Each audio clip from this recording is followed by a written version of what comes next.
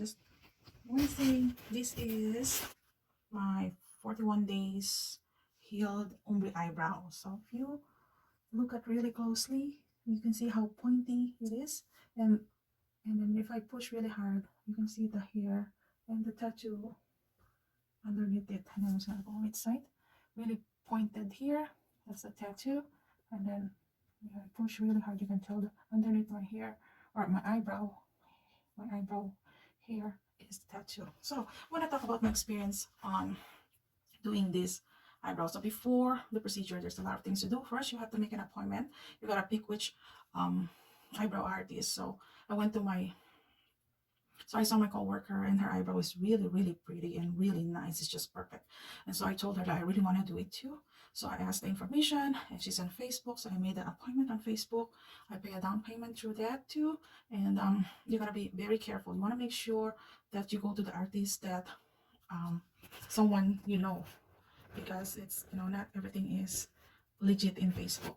And this artist is very near where I live, so that's like, oh yes, I'm going with this lady.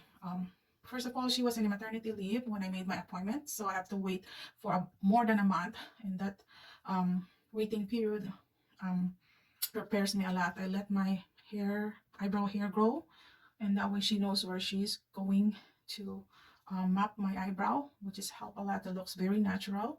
Like I said, it's my hair is there. It's the tattoo is underneath it. I'm very, very happy. So I waited and waited, and then honestly, she after a month or so, she contacted me that we have to move my appointment again for COVID reason. She got a COVID, and unfortunately, that's expected because we live in a COVID pandemic world. So I said, I understand. So we move another 2 weeks. So, and she told me that I have to do a COVID test as part of pre-procedure so that she will feel safe for me, and she'll do COVID test and post it in her studio to make sure I know that she is negative. I don't really know. I didn't even look if she had it. I know it's after 2 weeks, you'll be okay. So I wear my mask anyway because it's part of the procedure. So wear a mask. No taking aspirin like for 8 hours or 72 hours before your procedure. No caffeine, no coffee. So it's really difficult for me because I take migraine medicine that has aspirin and caffeine.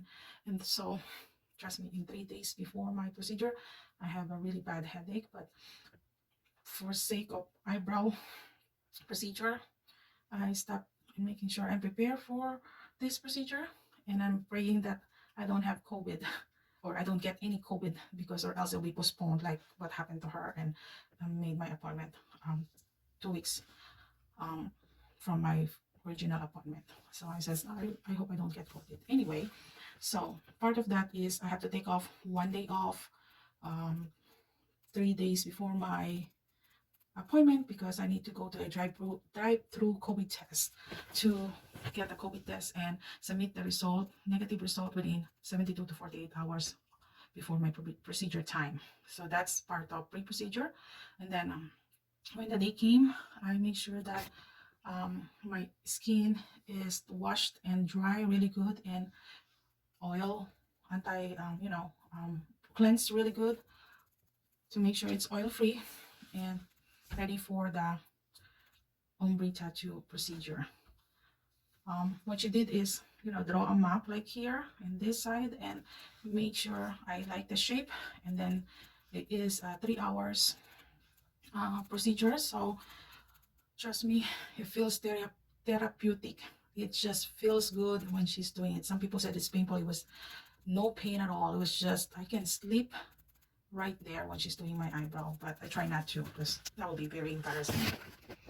And then aftercare. So I want to talk about the aftercare. There's a lot of things in YouTube that I watch and search to make sure I do my eyebrow aftercare in the right way, because you don't want to mess up your eyebrow because you pay a good amount of money. So you gotta make sure you take care of your eyebrow. I bought eye protector shield that covers my eyes and my eyebrow, so that way when I take my bath, it's protected and keep it dry, because you have to keep your eyebrow dry. But after taking a bath, I always quick wash my face and that area, and wash like a splash of water and then dry really good. You don't want to rub it, you just kind of pat it dry. What else I need to talk about? What else I need to talk about? Aftercare.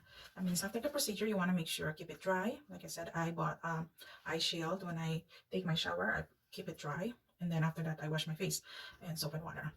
Before you do wash your face, you gotta apply 1 to 3 days. You have to apply. They will give you a tiny tube of healing ointment. Um, you have to apply a small size, like a rice size, thin size layer over your eyebrows. It's called healing ointment to protect your eyebrow too. In 1 to 7 days, you can tell that your eyebrow will be very dark, and you don't have to worry about the color because you will start crack and peel and scab, and it'll fall off, and you'll lose the color or the color of your eyebrow. You only will have, you lose 50 to 60%. So pretty much you'll go lighter after scab and peel your eyebrow. The healing process is up to 4 weeks. So expected that after the procedure, it'll be red and have a swelling. And my artist told me that if it's starting to look like infected and painful and get worse, you have to see a primary care to seek for antibiotic. But it never really make to that point. My eyes looks really, really nice. I don't even look there's a swelling or nothing, but on my 5th day, you can tell it start cracking, peeling, and itchy, super itchy, that I have to take allergy meds to control the itchiness, and it really helps a lot. Yeah, just keep it dry, soap and water, splash and pat dry. Oh, you have to avoid sun exposure, large body of water like swimming pool, um, excessive sweating like exercise. Avoid that during the healing process. That's pretty much it. You gotta take your eyebrow, keep it dry, and that's the key. And then after 40 weeks, if you think that you need to adjust the color of your eyebrow, you have to go back and make an appointment. Some people doesn't need to go back. So for me, I'm not planning to go back. This is my 41 days. I have to go back in my 40 days. But I told her that I'm very happy with the result of my eyebrow. If you can tell, my eyebrow is naturally more hair this side, and this one is none. So this is like very thin layer. So if you really look at it, it looks like there's a missing spot there. Really, it's just more hair here than here. So next year, I'm planning to come back next year, and then I will tell my artist to kind of fill that part area to make it even. But eyebrow is never perfect shape, so it looks natural to me, so it's fine. So, and I'm not going back to pay another visit for a retouch. The people go for a couple of reasons to do a retouch for a color adjustment. If the eyebrow color doesn't match to their hair, then you have to go back. Some people heal and they don't have any tattoo mark or any ink pigment retained. It looks like it never really have anything there, so then you have to go back. That means they didn't retain the color pigment. And some people go back to do a retouch because this part is very dark, this part is very dark, and then that one is like patchy, it's uneven. Then you have to go back. But my artist told me not everyone have to go back, so I think I don't need to go back. I'll wait another year for perfection of this part that really doesn't have a hair. But I know she filled it a little bit, but not enough. But I really, really like it. That's a pimple, sorry. Looks very good. So you see how perfect that.